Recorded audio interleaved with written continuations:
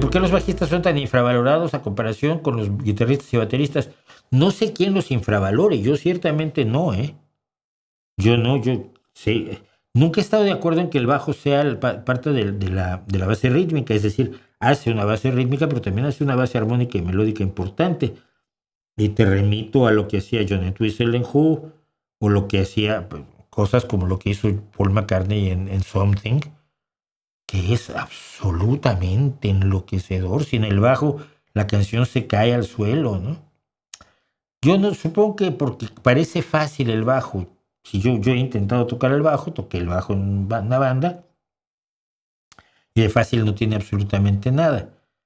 Pero no está tan al frente, precisamente probablemente por su falta de capacidades melódicas o por lo poco que se explotan sus capacidades melódicas. Aunque es una bajista como tal, Winkenfeld, por ejemplo, fue la bajista de Jeff Beck desde que la encontró y dijo: Dios mío, ¿qué es esto? Nadie había tocado el bajo así cerca de mí en mi vida.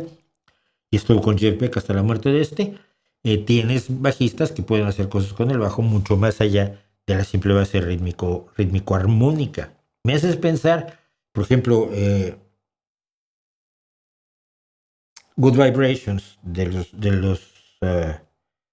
Beach Boys, una de las grandes canciones de Brian Wilson. Sí, pero el bajo es de la legendaria Carol Kay, bajista en 10.000 canciones que has oído y que en todas ha aportado algo importantísimo.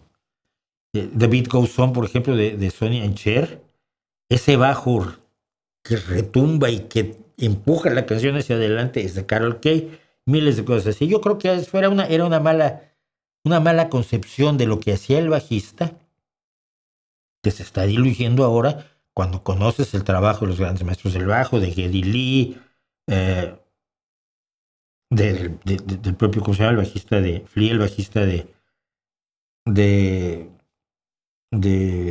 llama? De Red Hot Chili Peppers, que a mí no me gusta mucho, pero que reconozco que es un gran bajista, y así sucesivamente.